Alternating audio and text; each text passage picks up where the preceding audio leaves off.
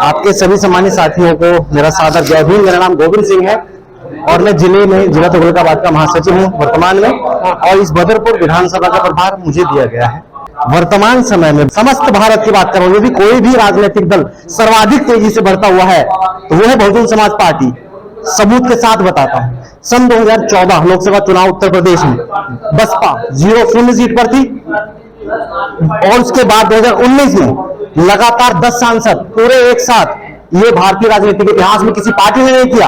अगर ये बदौलत हुआ है तो बहुजन समाज पार्टी के मेरे जैसे 5 करोड़ से अधिक कार्यकर्ताओं की वजह से हुआ है। और भारत में सर्वाधिक तेजी से बढ़ती हुई बहुजनों की यदि कोई एकमात्र राष्ट्रीय राजनीतिक पार्टी है जिससे समस्त मनोवादी घबराते हैं, चाहे वो भाजपा हो चाहे कांग्रेस हो, तो वो है बहुजन समाज पार्टी। तो आप किस प्रकार कह सकते हैं कि बसपा का ग्राफ नहीं बढ़ रहा है? बसपा का ग्राफ लगातार बढ़ रहा है। उसी बढ़ते हुए ग्राफ को देख करके सारे मनोवादी खौफ में है। दिल्ली को मिनी भारत कहा जाता है।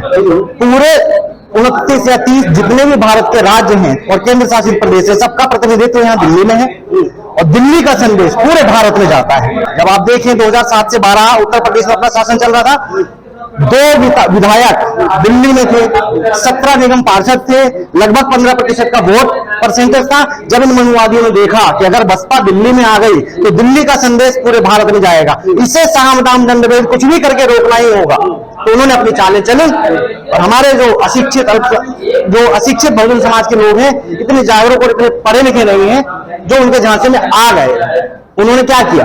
उन्होंने कांग्रेस को साइडलाइन कर दिया, भाजपा को साइडलाइन कर दिया, एक नया ही शिगुफा छोड़ दिया, पानी का बुलबुला जो जितनी तेजी से फूला है उतनी तेजी से ये बहुजन समाज की जनता दिल्ली में खोल गई।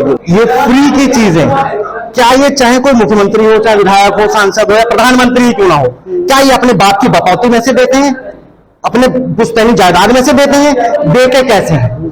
मैं सीधा सवाल अपने जितने भी मेरे बहुत सारे समाज के बहुजन सुन रहे हैं उनको सीधा सवाल पूछता हूं, क्या ये अरविंद केजरीवाल जी भिवानी से अपने बाप दादा की जायदाद बेच करके हमें फ्री दे रहे हैं? इनको फ्री देने वाला बनाया किसने? हम बहुजनों ने अपने वोट दे करके इनको इतना सक्षम बनाया है। तो हमें ये बात छोटी सी क्यों नहीं समझ में आती है कि हम इन्हीं वोट दे देते, इन्हीं से मांगने वाले क्यों बने रहे?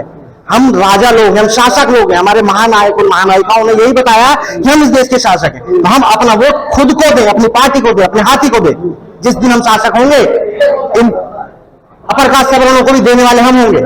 अभी आपने देखा होगा इन सारे मनोवादियों ने मिलकर के अपर कास्ट सवर्णों के लिए 10% का आरक्षण मांगा और चुपचाप उसको पास भी करा लिया।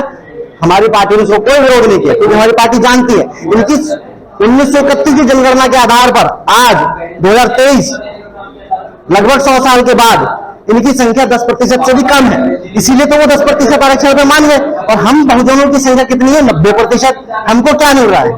तो हम मांगने वाले क्यों बने रहे? हम हाथ फैला के मांगते ही रहेंगे। हमें मांगने वाला नहीं, देने वाला समाज बनना। देने वाला समाज है बहुजन समाज, और दिल्ली का ही संदेश जाएगा। आप देखेंगे बहुत जल्दी दिल्ली के अंदर सत्ता परिवर्तन होने वाला, और बहुजन समाज पार्टी का हाथी चारों तरफ कोहराम मचाने वाला। ये जो बहुजन समाज पार्टी है, ये एक निस्वार्थ भाव से काम करने वाले कार्यकर्ताओं का आंदोलन है। मान्यवर साहब कांशीराम ने स्पष्ट कहा है कि जो भी व्यक्ति बसपा में जुड़ रहा है, कुछ भी पाने की आशा और उम्मीद से ना जुड़े। हो सकता है हम कल को आपको कुछ ना दे सकें, लेकिन आपके अंदर ही संतुष्टि रहेगी, आपकी संतुष्टि रहेगी कि मैं और लोगों की तरह कीड़े मकोड़े की तरह पैदा होकर मर नहीं गया। मैंने अपने बहुजन समाज के लिए जितना मुझसे संभव हो सका मैंने अपना काम किया, अपनी कोशिश की। और ये जो आपकी बात है, ये किस घर में नहीं होती? जिस घर में 4 सदस्य होंगे, क्या वो चारों के चारों सदस्य एक मत एकजुट होते हैं? कभी नहीं हो सकते। तो इसी प्रकार ये 5 उंगलियों जैसा बहुजन समाज है ना, जो SC ST OBC और रिलीजियस माइनॉरिटी और जनरल भी, हम सर्व समाज के अपर कास्ट सवर्णों को भी हमारी पार्टी में उतना ही मान सम्मान दिया जाता है जितना कि महाअल्पसंख्यक समुदाय के जो ब्राह्मण आते हैं। मैं तो हम तो सीधी सी बात जानते हैं। आज जो वर्तमान में जो लड़ाई है मनुवादी कौन है? महाअल्पसंख्यक। ये लोग कहते हैं मुसलमान अल्पसंख्यक हैं, जिनकी आबादी यार 20% है पूरे भारत में। वो यदि अल्पसंख्यक है तो तुम 3% वाले कौन हुए? महाअल्पसंख्यक हुए कि नहीं हुए? और हम कौन हुए? अंबेडकरवादी 90% बहुजन। ये कॉन्सेप्ट है। जब 90% वालों की 10% वालों से लड़ाई होगी तो जीत किसकी होगी? ये पूरे भारत में वर्तमान जो 2024 का लोकसभा चुनाव आएगा, हमारे पूरे भारत की बहुजन समाज के लोग मिलजुल कर बसपा की सरकार बनाएंगे, खुद राजा बनेंगे। जय भीम, जय भारत। भारत का संकल्प, बसपा ही विकल्प।